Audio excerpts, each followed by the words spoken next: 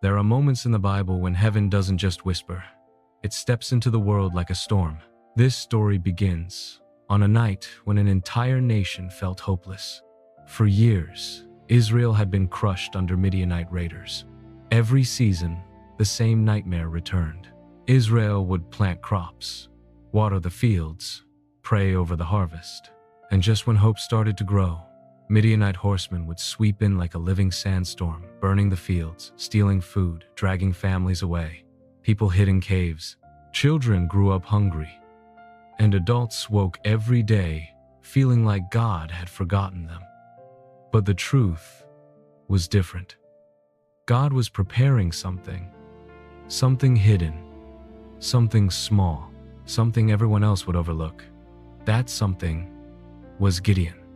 He wasn't a warrior. He wasn't a leader. He wasn't even brave. He was a young man hiding in a winepress underground, secretly threshing wheat so no one could steal his family's food.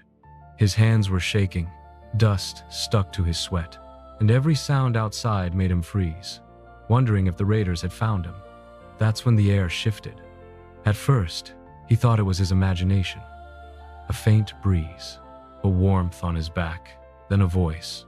Not loud, not terrifying, just steady, like someone speaking from a place that never breaks. Gideon, the Lord is with you, mighty warrior. He spun around, expecting a soldier, but it wasn't. A man sat on a rock under a small oak tree, calm as dawn. His clothes had no dust.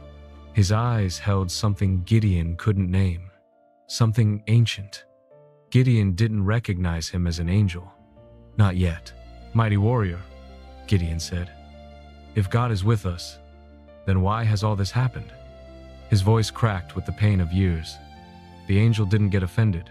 He didn't correct him. He simply said, "Go with the strength you have. You will rescue Israel."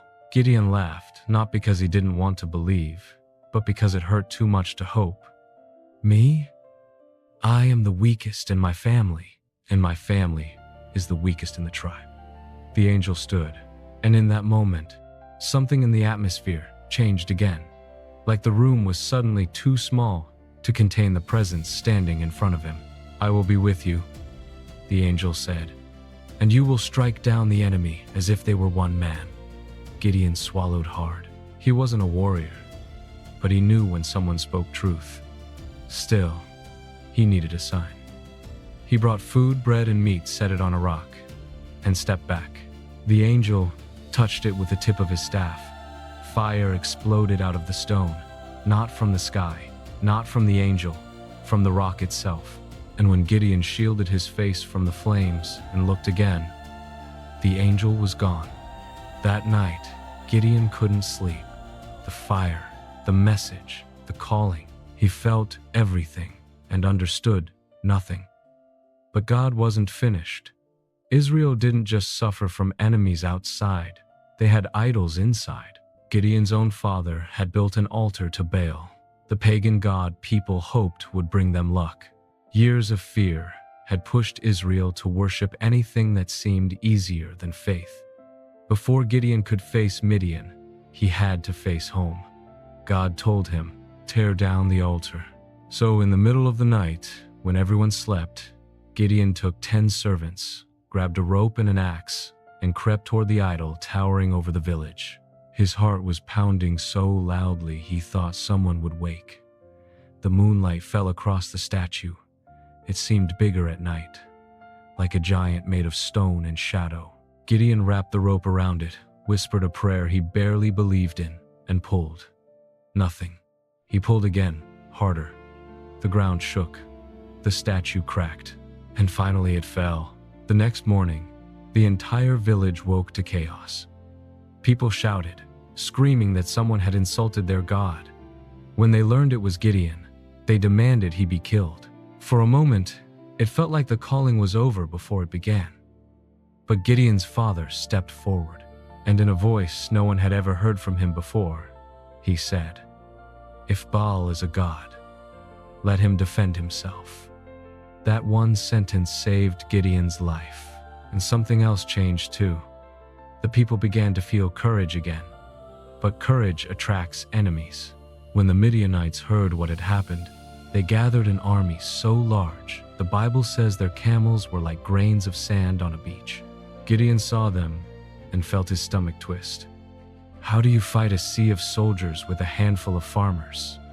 Then, the Spirit of God came upon him. Whatever fear he carried, the kind that hid in wine presses, melted in seconds. He blew a trumpet so loud, the sound echoed through the hills.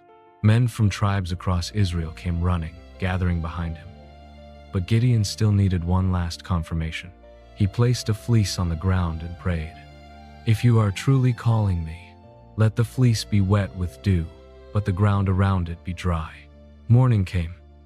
The fleece was soaked. He wrung out a bowl of water. But fear whispered again. What if this was coincidence? So he asked the opposite.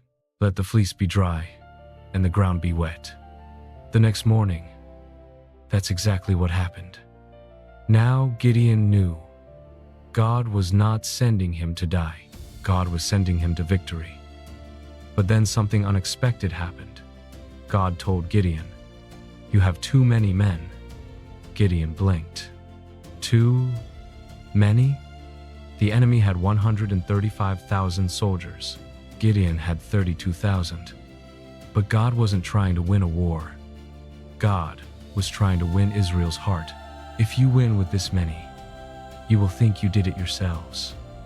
So God said, "Tell anyone who is afraid to go home." 22,000 men walked away. Gideon's heart sank. 10,000 remained. God said, "Still too many." He took them to a river. Most knelt to drink, but 300 stayed alert, scooping water with their hands. God pointed at those 300. "With these, I will save Israel." Gideon stared at them. 300, not soldiers, not trained fighters, just people willing to trust. And then came the night that changed everything. The Midianite camp stretched across the valley like a living shadow. Tens of thousands of tents, fires glowing, metal clinking, camels shifting. Gideon stood on a hill, watching, feeling that familiar fear crawl back into his chest. Then God whispered, "If you are afraid, go down to the camp and listen." He took one servant and crept behind enemy lines. Step by step, stone by stone. The closer they moved, the louder the sounds became swords, shouting, the restless snorts of camels. Then they stopped. 2 Midianite soldiers were talking. One said, "I had a dream.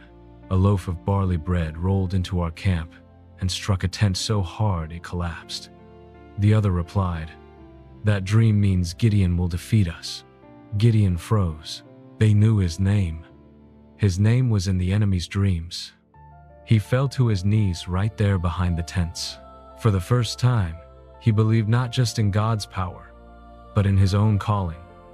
He stood up with fire in his eyes. He returned to camp and woke the 300. But he didn't give them spears, or swords, or shields. He handed each of them a torch, a clay jar, and a trumpet. A torch, a jar, a trumpet, against an ocean of soldiers. The plan made no sense to human logic, but made perfect sense to heaven. At midnight, they surrounded the enemy silently. Every man held his torch inside the clay pot, so the flame stayed hidden. Gideon raised his hand. On his signal, 300 jars shattered. The valley exploded with sound. 300 torches blazed against the night. 300 trumpets blasted like thunder rolling over mountains. And 300 voices shouted, "For the Lord and for Gideon!" The Midianites woke in confusion, convinced thousands of armies had surrounded them. Panic took over. Soldiers attacked each other in the dark. Camels ran wild. Tents collapsed, and the army broke apart from fear. By sunrise, they were gone. Israel was free. When the dust settled, Gideon stood on a hill, breathless, staring at the valley that had once been filled with enemies. Now it was silent. He remembered the fire that rose from the rock, the voice under the oak tree, the night he hid in fear, the moment he became who he was always meant to be. Gideon learned something that night. God doesn't choose the brave. He chooses the willing. And then he makes them brave. And for generations after, Israel remembered a simple truth. The size of the battle never matters. Only the size of the God who fights with you.